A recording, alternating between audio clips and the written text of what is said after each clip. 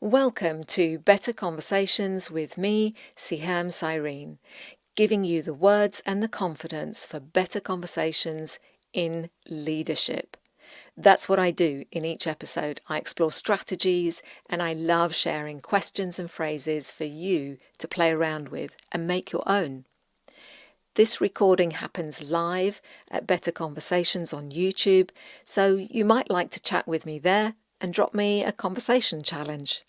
Hello, Siham here. I want to talk about how you can regain control in conversations. Very often we can feel disempowered after a conversation. We kind of walk away thinking, well, that's not how I wanted that to go. And that can paralyze us. That can make us feel irrelevant, not really having the autonomy we thought we had. Really can send our day into a negative slide. And our interactions from there are impacted. Also, the relationships with the individuals that we were in conversation with. So I want to talk to you and share with you a couple of scenarios that are quite relevant. I hear them come up a lot for leaders. Doesn't matter how experienced, how new a leader you are, or what your position is in an organization or what function. These things affect all of us. So I want to talk through those two scenarios and give you at least 8 ways that you could think about taking control back in the conversation, because that's the thing that happens. Someone says something, it's not what we're expecting, so we end up feeling a little bit paralyzed, not knowing how to respond. We don't want to be rude and counter back. We don't want to create a situation where maybe we don't trust ourselves, or we don't trust the situation, and we don't feel safe. These techniques that I'm going to share with you hopefully will put you back in control, give you a sense of autonomy and feeling empowered, and that you do have choice and you can do something about it. The 2 scenarios that I'm going to cover are a conversation with a colleague, and that might be one-to-one or in a meeting, and a conversation with our boss. And again, that might be a one-to-one or in a meeting. These things still hold true that I'm going to share with you. In exploring that, we're going to start with the colleague first. And I want us to explore really what might be going on for that individual, because if we can understand what might be their position and why they've responded in the way that they have, we can have a little bit more empathy. We can engage our brains in a more productive way and avoid an amygdala hijack where we feel threatened or annoyed or irritated. And we can actually respond in a more regulated, controlled way. And that's part of this whole thing. It keeps us calm. When we feel like we can do something about our situation, that's very soothing. So it's really important that we can find mechanisms that get us to that place as quickly as possible. With colleagues, what can happen is that you mention a topic that you've brought to the table, say in a team meeting, and that you want to explore. But a certain individual hijacks the conversation, gets very excited, talks about all their experience and aspects about it. When I've talked to people about this tendency to sort of jump in and get, add to and contribute, and they don't realize just how much airtime they've taken. And they confess that they've let their passion run away with them. So you may have brought up a topic that they actually feel really passionate about. And that is really important, actually, because they're a potential ally. That piece of information, knowing who round the table might be passionate about this, is really useful to you in engaging them and maybe getting them to support you in the conversation in some ways. And when they do that, when they jump in and take over the conversation, it's because they want to share, typically. And so they want a role in this. That's kind of what they're saying is, I want to be included in this. Knowing that and knowing how to harness that energy for the greater good is really useful. On the other side of the scale is that they feel insecure or territorial. When we feel like someone may be stepping on a space that we feel is important to us, or maybe we tried to do something in that space before, or it's something that we started, something that we feel an emotional attachment to. That individual may show up as being quite territorial, may intentionally hijack the conversation or try and derail it in some way. That's not helpful. That's quite a negative energy. But again, it's an indicator of wanting to be engaged at some level. The space that we should worry about is when people have nothing to say or nothing to contribute. But if they're feeling insecure or territorial, and that comes off as kind of trying to take over the conversation or speak over you, it's actually a useful sign that they'd like to be involved potentially in some way. And that's down to us to find out how. Okay, and they may sit somewhere across all of that space, right? And it may be a mixture. We're complicated human beings. We're complex, so those feelings may be, surfacing at both levels, and that makes it hard for us to read what may be going on. We may be getting confused signals as a result. Why people do that is generally because of a lack of awareness of how they derail conversations, how they show up in a conversation in a way that's not helpful to others. And certainly, that's something that we think we do really well as leaders. We think we create these safe spaces and for people to talk, but then there are moments when we actually do take over, and that's really just because we haven't read the room necessarily. We're not in touch with what individuals want to contribute or how they would like to contribute.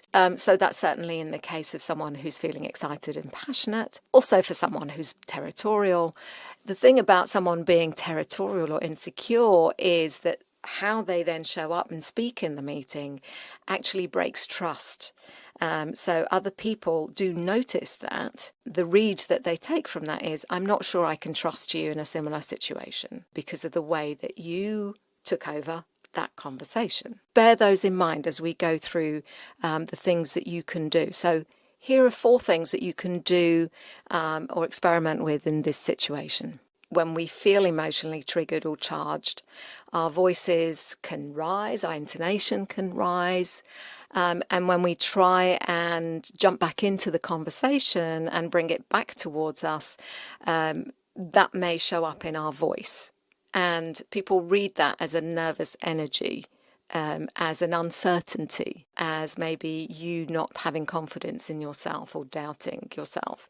So watch your tone of voice, your energy and your pitch. And I would suggest you slow down. You might be reacting and responding to the nervous energy that they've exhibited. But I'd encourage you to rein that back in, slow it down and try and lower your voice. That will command the space. People will find it easier to listen to you. And it shows confidence in your ability to be in that conversation. Okay, the second thing that we want to do is to thank them for their contribution, regardless of whether they, unintentionally hijacked it or intentionally tried to take over. We want to acknowledge their contribution. To that point that I made earlier about wanting to be involved at some level, this is a nice way to acknowledge them, and it upholds trust because it shows and demonstrates, and you're modeling a way of bringing them in, because if we don't, there's a risk that they continue to try and derail the conversation as you try and bring it back to topic in the time that you have. Okay, the third thing that I want to share with you here is you've acknowledged them, thanked them for their inputs, but this is an opportunity to restate your point in your lower voice and recontract on the process and the outcomes that's needed in this conversation. So to be able to say, thank you, those points are really interesting and I think they're really relevant. The time that we have here, I'd like to spend that in getting everyone's perspectives on this. Then this is what I'm going to do. So then sharing what the next steps are going to be, how you're going to use that information. And fourthly, related to this, is clarifying your expectations. Too often I hear when I'm sitting with leaders and we're dissecting what happened in a conversation, we realize that actually they didn't make clear what their expectation was of people in that meeting, whether it's one person or many. They didn't actually state, I want to get your responses to. And the importance of this is, if people don't know what's expected of them or how you're asking them to speak into a topic, then you'll either get silence or derailment.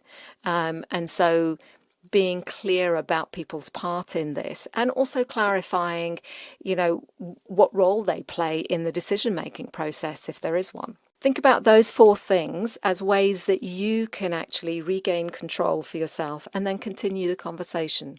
And if you've done your prep beforehand, before a conversation where you're wanting to get opinions or perspectives for a certain piece of work, then hopefully these will help you plan that and also anticipate how people might respond in those situations. So I'd love to know if you've tried any of these things and what success you've had, or what you might do similar, or a situation that you might have had recently where you took back control of a conversation. All right, the second scenario is with our boss. Let's just dive into what might happen with our boss. Our boss may need to have some control, or a lot of control. And this explains that feeling that maybe we're being micromanaged, because they are being measured on the success of certain outcomes. We don't always translate that very well. Sometimes we don't explain it at all to our people. It's just something that we sit with as a leader, and we forget to take people along that journey with us and explain why something is important, what the parameters are, what the tolerations for something being done differently or not having an agreed outcome. And that can show up as being controlling. The other thing that can happen a lot is that we transmit. Leaders can be on transmit mode. Basically, what that relates to is, here's a task I've charged you to do. I need you to go ahead and do it, and this is how it needs to be done. Go and speak to so-and-so. Don't do it that way. Do it this way. And in their mind, very often, efficiency is a value. They value that enormously. So they're trying to shortcut ways to get you to do the work, or for the work to get done. And so there's an over-reliance on being efficient. If I tell you what to do, that's the quickest way that this thing is going to get done. And they miss that really important ingredient, which is emotional commitment, ownership. The other thing that leaders do, and as a direct report this can carry enormous weight, is leaders can state opinion as fact. This is the decision that was made. It has to be this way. So-and-so wants X. Sometimes when we dig a little deeper, we can discover that actually that's an opinion. It's not a fact. It's an assumption about from a previous conversation. It's a conclusion that they've reached. But as we know, in cultures of silence and cultures generally, information gets thinned as it goes up the chain. So less and less information goes up the chain. Decisions can get made at a certain level without full view of the facts, the realities, the challenges, the validity of concerns of certain stakeholders and so on. It's very easy as a direct report to feel the weight of our boss saying this is how it is. And for leaders, I urge you to really take note of that. The very fact that you are their boss is going to carry enormous weight, which is why we have a responsibility to step carefully into this space and not squash people's passion and ownership and desire to be involved and belong and contribute. And this is a really common way that leaders can squash that in people. And then we ask, why is accountability so difficult? Why don't they own this piece of work? You might want to check out the previous video that I did on the Who energy model, which was all about that, how we unintentionally take that away, and why it's so important to maintain conversations where we ensure that the individual, our direct report, has ownership. And that speaks into our boss just not being aware of those dynamics, those power dynamics, and the impact on our ownership of the task. Okay, so what can you do about that? How can you regain control of a conversation? And the scenario might be that you've got a status update, you checked in with your boss, and you shared plans for a decision made, steps that were going to be taken, how something was going to be done, and so on. But your boss declares that your position is inaccurate in some way. What can we do about that? We feel deflated, we feel disempowered, we feel a bit bamboozled, we don't really know how to respond in the moment. That's all natural, normal, and okay. There are still things you can do. If you can, in the moment, clarify what and how the task needs to be executed. So what's the outcome we need? Because asking that question might actually surface some parameters that are important in your boss's mind, but they haven't necessarily conveyed to you previously. So continue that, keep diving in into that space to really understand, what does this thing look like? What are the variables here? What's the toleration for me doing it differently? A really important question there. When you have gathered some more evidence and information about what's true, where the walls of your room are, so to speak, then we can think about recontracting and trading. But absolutely okay if you come out of that meeting and go, hang on, that was not how I wanted it to go. I expected a different outcome. I'm not sure why we went into that topic. I really wanted to focus on something over here. You can reach out to your boss and say, can we just have a quick catch up? Because I want to check a couple of things. I'm not sure that I've got a full understanding of the situation, or I'm not sure. I think I may have missed, or there may be some pieces of information I'm missing here on reflection. Always know that you can do that. Reach out to them and have another conversation about it. And in that conversation, I would encourage you absolutely prepare for that conversation, revisit your original thinking, stress test yourself. Maybe there was a point that they had in there, but maybe there are particular points of difference that you have. And then use that conversation as an opportunity to recontract or trade. So you might actually need to surface some risks or consequences that your boss is not aware of. Okay, so if we do this, then what's the impact on this other related thing? And are we okay if the risk is that we lose support for X project or that budget is reduced? Whatever that is, it's really important that we have those conversations. Again, think about those walls. I need to understand, how firm these walls are. How high are they? Are they hollow?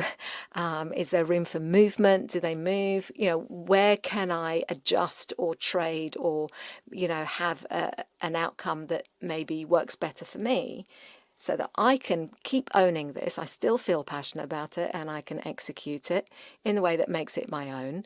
And then I'm happy to be accountable for that, but I can't be accountable for things where I am restricted or I'm being strictly directed as to how I need to do it, because there's no involvement of me. I can't see the connection or how that aligns with my personal values or what I feel is important. Have the conversation about the consequences. Okay, so if we do this, are we happy that X takes a back seat? What else needs to come to it? What other risks am I not aware of that you know of that would be helpful for me to understand and know how to be in that conversation that I need to go and have with so-and-so. So that is super important. Do that. And then also take the opportunity at the end to advocate for your work style. Hey, it's really helpful for me if I have visibility of before we go into a meeting like that. I like to prepare so that I know how best to use other people's time. So it would be helpful to me if you have information that is pertinent to what I'm working on, if I could have that ahead of time. Would that be possible? And what is it that I can do for you that means you are in the know? How would you like me to keep you updated? What would you like to know about? So it's advocating for yourself, but also showing that you are interested in how they operate best and what they need as well, so that this relationship, this partnership, this working together can be optimal. Okay, those are my 8 tips. Do check out my other videos related to this that you might find helpful. The one on vulnerability without boundaries. So how much do you share, and managing your conversations from that perspective, also from a perspective of risk, so that you don't put yourself in a uncomfortable position. And also check out the video on questions, how to use questions to help people think deeply, to see what other questions you might be able to use in these conversations, because it's really important that in that recontracting and trading or negotiating for a different outcome, that part of that is we help people think more deeply about that situation, surface things that they may not have appreciated, and take it from there. Let me know what you found particularly helpful about what I've shared today. I'd love to know. Until next time, I hope you have better conversations. Fantastic. Thanks for joining me. I will see you next week.